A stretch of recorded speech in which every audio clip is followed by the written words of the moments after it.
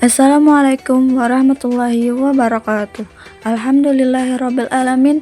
Segala puji bagi Allah Subhanahu wa taala yang telah memberikan kita nikmat iman, Islam dan memberikan kita kesempatan untuk terus belajar dan berkembang dalam ajaran dakwah. Salawat serta salam tak luput pula kita aturkan kepada Nabi kita Nabi Muhammad SAW, yang mana beliau merupakan suri tauladan kita dalam menyampaikan kebenaran. Perkenalkan, nama saya Nuria Jamil dengan NIM 180104030151. Video kali ini saya buat sebagai bagian ujian komprehensif yang dibimbing oleh Ibu Rizky Hasanah SSM 1. Dan pada video kali ini saya membahas materi penting dakwah Islam, mulai dari pengertian dakwah, hukum dakwah, contoh kegiatan dakwah, unsur-unsur dakwah, dan unsur-unsur manajemen dakwah. Ini disajikan dalam bentuk mind mapping agar dapat membantu kita lebih mudah memahami tentang konsep-konsep dakwah. Mari kita mulai pembahasannya. Pembahasan yang pertama adalah pengertian dakwah. Pengertian dakwah terbagi menjadi dua, secara etimologi dan secara terminologi. Pengertian dakwah secara etimologi, dakwah berasal dari kata dakwah yang bersumber dari kata da'a yad'u da'watan yang bermakna seruan, panggilan, dan doa. Dakwah secara terminologi menurut Profesor Thoha Yahya Umar MA mengatakan bahwa dakwah adalah mengajak manusia dengan cara bijaksana kepada jalan yang benar sesuai dengan perintah Tuhan untuk keselamatan dan kebahagiaan mereka dunia dan akhirat. Pembahasan selanjutnya adalah dasar hukum dakwah. Setiap muslim diwajibkan menyampaikan dakwah Islam kepada seluruh umat manusia, sehingga mereka dapat merasakan ketentraman dan kedamaian. Dasar hukum kewajiban dakwah tersebut banyak disebutkan dalam Al-Quran, diantaranya adalah surah An-Nahl ayat 125, yaitu yang berbunyi A'udzubillahi minasyaitonirrajim, Bismillahirrahmanirrahim, Ud'u ila sabili bil hikmati mau'izati hasanah wajadilhum hiya ahsan anna rabbaka huwa a'lamu biman dalla an sabilihi wa huwa a'lamu bil muhtadin. Yang artinya, serulah manusia kepada jalan Tuhanmu dengan hikmah dan pembelajaran yang baik, dan bantahlah mereka dengan cara yang baik. Sesungguhnya Tuhanmu dialah yang lebih mengetahui tentang siapa yang tersesat dari jalannya, dan dialah yang lebih mengetahui orang-orang yang dapat petunjuk. Quran Surah An-Nahl ayat 125. Di dalam surah An-Nahl ayat 125 terdapat kata ud'u yang terjemahkan dengan kata seruan dan ajakan adalah fi'il amar yang menurut kaidah usul fikih, setiap fi'il amar adalah perintah dan setiap perintah adalah wajib yang harus dilaksanakan selama tidak ada dalil lain yang memalingkan dari kewajiban itu kepada sunnah atau hukum lain. Jadi, melaksanakan dakwah hukumnya wajib karena tidak ada dalil-dalil lain yang memalingkannya dari kewajiban itu, dan hal ini disepakati oleh para ulama.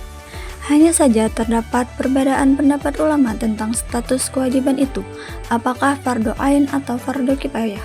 Dengan demikian, dakwah bisa menjadi fardu ain apabila di suatu tempat tidak ada seorang pun yang melakukan dakwah, dan dakwah bisa menjadi fardu kifayah apabila di suatu tempat sudah ada orang yang melakukan dakwah dan orang itu memiliki kemampuan serta keahlian dalam berdakwah. Demikian juga ketika jumlah dai masih sedikit, sementara tingkat kemungkaran sangat tinggi dan kebodohan merajalela, maka dakwah menjadi wajib ain bagi setiap individu sesuai dengan kemampuannya. Di sisi lain, Rasulullah SAW telah bersabda, "Balagul anil walau ayah," rawahul Bukhari, yang artinya sampaikanlah dariku walaupun hanya satu ayat. Hadis riwayat Al-Bukhari. Perintah Allah Subhanahu wa taala untuk menyeru kepada sekalian manusia merupakan perintah untuk berinteraksi melalui informasi dan komunikasi. Al-Quran adalah sumber informasi mengenai keagamaan dari Tuhan kepada umat manusia sebagai petunjuk Islam.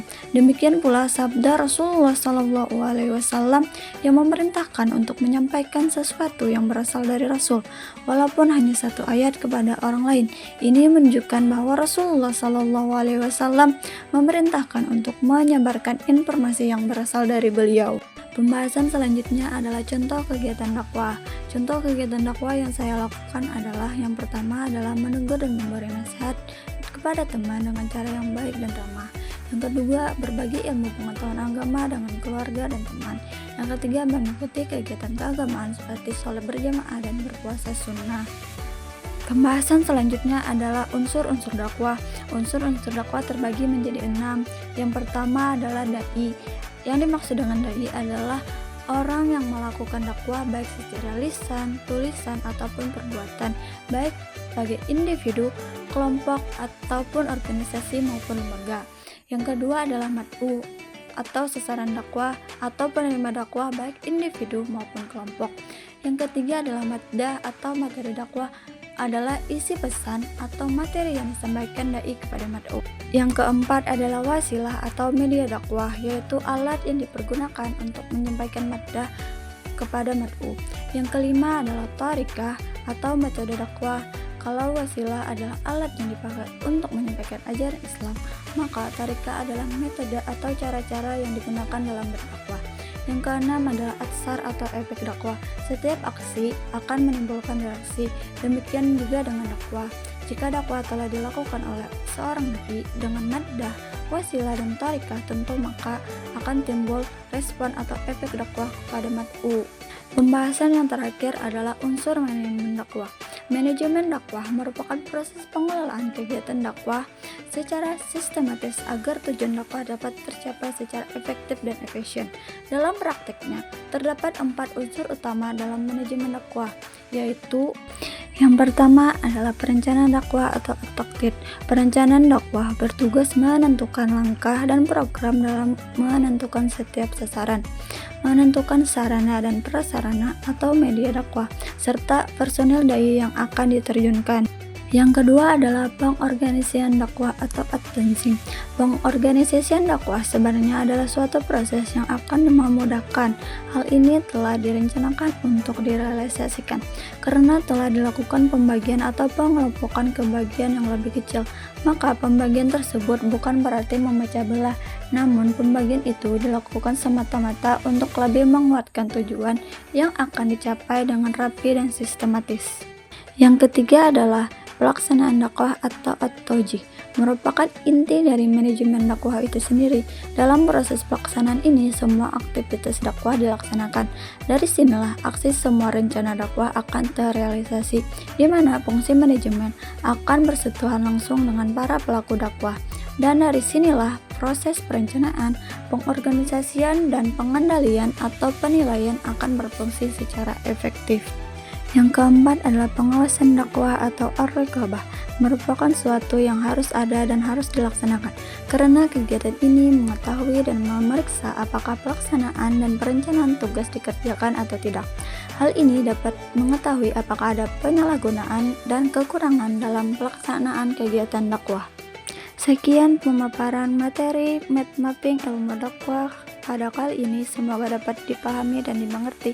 Wabillahi taufiq wal hidayah. Assalamualaikum warahmatullahi wabarakatuh.